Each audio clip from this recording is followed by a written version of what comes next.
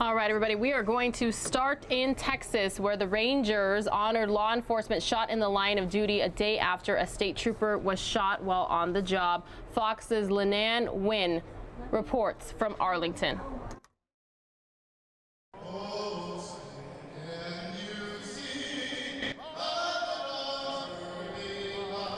It was a night to remember the men and women in blue. Stepping up to home plate to throw the first pitch, brothers and law enforcement officers Denny and Brian Shaw, who were both shot in the line of duty. During the July 7th ambush in 2016, Corporal Brian Shaw was on duty inside El Centro College when he was caught in the gunfire. It was a rough night, but I'm recovering. You know, I still have some shrapnel. It's just taking it day by day. Then later that year, his brother, DPS trooper Denny Shaw, was shot while on assignment near the Texas-Mexico border by the Rio Grande. Every day is a battle. I'm in pain every day, but I got to get up, go to work, do my job, just make it one day at a time. Both say they could immediately relate to Friday's news of another DPS trooper who was shot. It's always tough when we hear officers getting shot, because it kind of takes you back to that day that I was shot. And I know what he's going through and then what his family's going through, because it's not a good spot to be in, because it's tough. And they had these words of encouragement supporting another brother in blue. Just hang in there, it'll get better. I promise, it'll get better. It's tough, but just let him know that we're out there and we support him, and whatever he needs, we'll be there. What a way to start this little top story segment, huh? With some lighter, better news honoring law enforcement officers there. Okay, anybody in the market for a new SUV? Anybody? Anybody? Honda releasing a brand new version of its Passport SUV made perfectly for those with an adventurous side. Fox's Gary Gastilew takes a look at the 2019 Honda Passport. The Honda Passport has been renewed with an all-new model that's very different from the original, which was an SUV that Honda borrowed from Isuzu, while this one's an SUV that Honda borrowed from itself. The Passport is essentially a 6-inch shorter, 2-row version of the 8-passenger Honda Pilot. It features the exact same roomy and well-appointed cabin up front and an absolutely cavernous cargo area with plenty of underfloor storage where the Pilot's third row of seats would be. And while it's far from a 4x4, it has the most off-road capability of any true Honda SUV ever sold in the United States. And brawnier looks than the Pilot to go with it. All Passports feature the adventurous styling, even the $33,000 entry-level front-wheel drive model, while all-wheel drive versions like this Loaded Elite also get a little extra ground clearance that doesn't exactly turn them into rock crawlers, but does make it a little easier to get up and over things. Or pull them. While all Passports are powered by a 280 horsepower V6, all-wheel drive models have a tow rating of 5,000 pounds. 1,500 more than the two-wheel drive version. Even though this isn't as long as the Pilot, it's just as wide and very big. Not ideal for the tightest off-road trails, especially since you can't get it with a 360-degree camera system. But it does come standard with automatic emergency brakes, radar cruise control, and lane keeping assist, none of which are useful out here, but are very good on the street. It also has a couple of other features that are useful in any environment. Even though the Passport's black scuff-proof bumpers were designed to protect it in the wilderness, like when you're riding around in a national park, they also come in very handy in the urban jungle when you need to parallel park. In the 2019 Honda Passport, Gary Gastilew, Fox News. All right, everybody. Well, a man having a late-night dinner at a Denny's in California ends up leaving the restaurant with broken bones and missing teeth. The man says the injuries came from a beating by a DoorDash delivery person. Let's get the details. 35-year-old Fred Ibani can barely talk, eat, even drink water after he says he tried to do the right thing and stick up for Denny's employees. I don't like seeing people treated that way, especially, people who work in the same businesses that I do, because, we get treated badly by people all the time. Ibani had just finished his shift as a waiter at the Smoking Pig restaurant in Fremont. He went to the Denny's on Mary Avenue for a late-night dinner around 2:30 Sunday morning. He was in the lobby when he says he witnessed a man being verbally aggressive to the workers.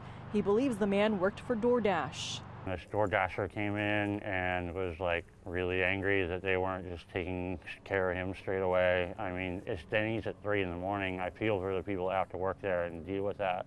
Saibani says he spoke up. I just yelled out like, dude, calm down. They'll get to you when they can. It's Denny's. Come on, man. Another patron chimed in. Ibani stood up. That's when he says the suspected dasher came out swinging, repeatedly punching him in the face. I never raised my hands. I never said a threatening word to him other than like, hey, you know, like calm down. Ibani says the attack lasted seconds. The man took off. Ibani's mother rushed him to the ER at Washington Hospital. Hey, don't yell at people and you get your face smashed in. My heart is broken. I just can't believe that happened to him. Ibani suffered a fractured nose and palate. 2 of his teeth were knocked out. Ibani described the man in his early 20s. DoorDash sent a statement that said, "We are investigating the alleged incident and will take action as appropriate, including deactivating the dasher from our platform." Dennys also sent a statement that said in part, "We are shocked by the violence that took place.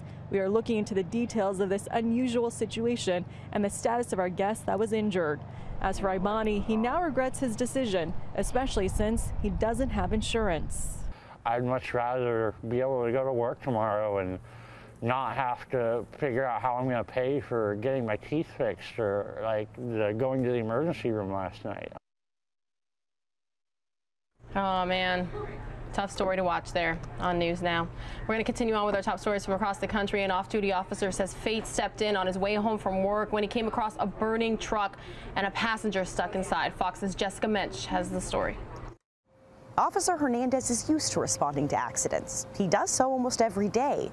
But often by the time he gets there, it can be too late to save anyone. It's why he says this was fate. As an officer with Highway Patrol, Guillermo Hernandez is in the profession of protection. Just always been the kind of guy who wants to help out. And Friday morning, he proved he deserves this badge and a whole lot of gratitude. Just on my way home from work after graveyards and saw an accident on the side of the road. Multiple cars involved in a crash on Highway 99. A pickup truck burst into flames. It looked hopeless with the fully engulfed fire. No one could get near him. Getting near the car, it was just too hot. But that didn't stop him from trying. He ran toward the blazing truck, along with a few other off-duty first responders who pulled over to help. Someone ran up with a fire extinguisher. It just knocked the flames down just enough, I believe, that he could move that way towards the passenger side.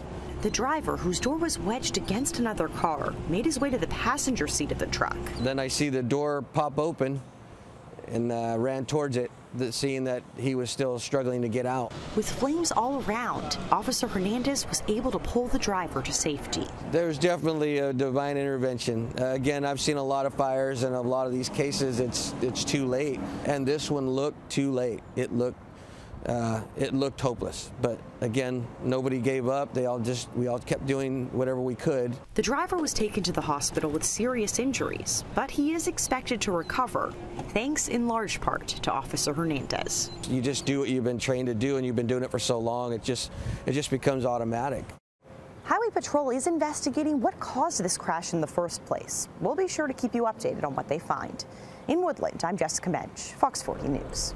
Bringing you right back out here live to Phoenix, Arizona, where there's plenty of green in the Valley of the Sun due to all the rainfall and snowfall in the high country and all the melt making its way down here to the valley. A little shaky, our tower camera there on South Mountain, but you can see the roof is open at Chase Field. Baseball season is upon us, one of my favorite times of the year. The reason I'm bringing you back out here to Phoenix is because a couple of these next top stories is by our very own Justin Lum. Police in Arizona break down the door of a family's home for refusing to take a sick child to the hospital. It's just after 10:30 on the night of February 25th. Chandler police say Brooks Bryce and Sarah Beck, the parents of a 2-year-old boy with a life-threatening fever, would not cooperate on a welfare check. The officer returns after speaking to the doctor who saw the boy earlier that day. Here are your options. You either come out here and talk to us so we can figure out how we're going to get your kid to the hospital, or DCS is going to take temporary custody of your kids. No answer again, but this time the officer gets the father on the phone. They're not going to force me to go to the hospital, spend $3,000 on an emergency room visit right now. Well, here's the thing. All the doctors told you what was going on with your son, and they said that they strongly told you to go to the hospital. Just before 1 in the morning, police serve a search warrant. Chandler Police Department, we're not going to leave until you come out with the child. Police say officers found 2 other children suffering from similar symptoms. Attorney Benjamin Taylor calls this an interesting case. How can you say whether or not parents should be able to raise their kids in a certain way? And says the parents will have to prove in court their child was safe. The question is, who had the best interests at hand?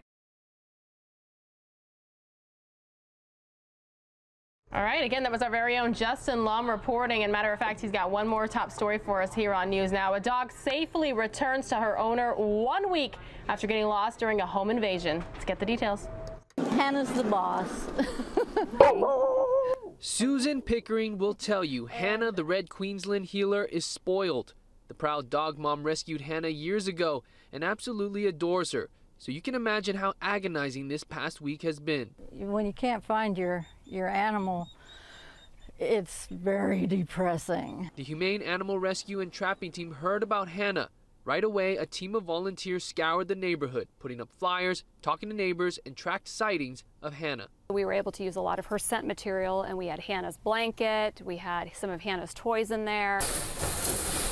Eva Livesey says this contraption was the key to rescuing Hannah safely. You leave a little trail of food all the way to the back, and the dog walks in, steps on that trigger plate, and then this door shuts. And it worked. Pickering says the Heart team gave her hope when she needed it most. They had a plan. They would tell me what we're going to do, and it helped tremendously.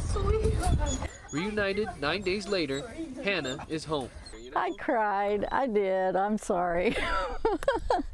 It was amazing, and she was so happy. All right, we are double boxing right now on the left-hand side of your screen. We're live in Times Square, New York City, where that usual trusty camera is flickering a little bit, getting frozen from time to time. That's a-okay. On the right-hand side of your screen, we got the big board. Dow Jones Industrial currently up, nothing but green on the big board today, well above that 26,000 mark by a couple hundred points now, and looking good, looking like a very good day for the stock market. Great way to start the new month and the new week. All right, so if you're a high schooler and you're told you can get a free prom dress or a free tuxedo for the big night, would you be interested in finding out more details? Well, it turns out in Florida, they're making it an option, but the teens have to make a pledge in return. Let's get the details. I want to try this one on, but it looks more maroon than red. Waidala Guzman is looking forward to her ROTC military ball. It's not really prom, but it's my type of prom. But before the high school junior could find the perfect dress, this is cute, she decided to sign a pledge. So you're going to sign a pledge for me? The Hillsborough County Anti-Drug Alliance held an event day that allowed teens to get a free new or gently used formal gown or suit in exchange for a pledge to be safe during their night to remember. Just to give us a pledge that they shouldn't be drinking because they're not even 21. They can't get in a car with somebody who is drinking or using drugs, and they pledge to call their parents if they see they're in a dangerous situation. And the statistics are there to prove that impaired driving can be a deadly part of prom and graduation season. A survey done by AAA showed 39% of high school teens admit that they or their friends would likely be under the influence of drugs or alcohol sometime during prom or graduation months. They're transitioning from a teenager to adult when they're kind of graduating from high school, and so they want to celebrate, and oftentimes comes with that the peer pressures of drinking and taking drugs. For Guzman, signing the pledge was an easy decision. Even without those things that we think we might need, we could still have fun. In Tampa, Jennifer Holton, Fox 13 News. A little bit of a good deed there. Give a little to get a little, right? Pledge to stay sober on prom night. All right, we're back here in Phoenix, Arizona. Left-hand side of your screen, our South Mountain Tower cam. Right-hand side of your screen, the Arizona Department of Transportation, ADOT for short camera. This is on State Route 51, the 51 at Bethany Home Road. Lots of sunshine out there and traffic moving smoothly. If any news breaks across the country, you know we're going to have you covered. And more news now is just moments away. Thanks for being here, everybody.